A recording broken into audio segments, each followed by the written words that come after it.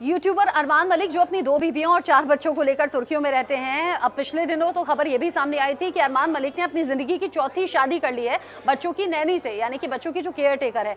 अब अलग तरीके से वो सुर्खियों में बने हुए हैं क्योंकि कश्मीर की वादियों में घूम रहे हैं जहाँ अच्छी खासी बर्फबारी हो रही है, रोमांटिक सा माहौल है। लेकिन यहाँ अरमान मलिक पहुंचे हैं पहली पत्नी के साथ में।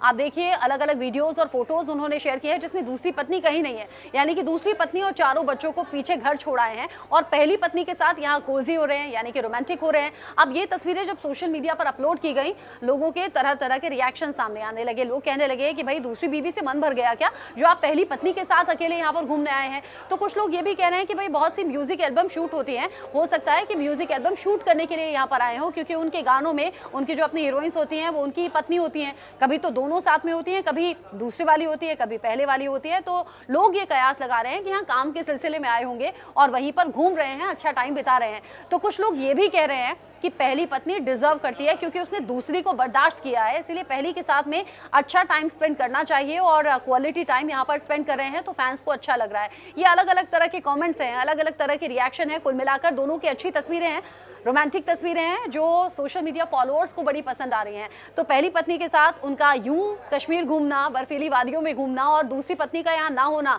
इसे लेकर आप क्या सोचते हैं, बता सकते हैं।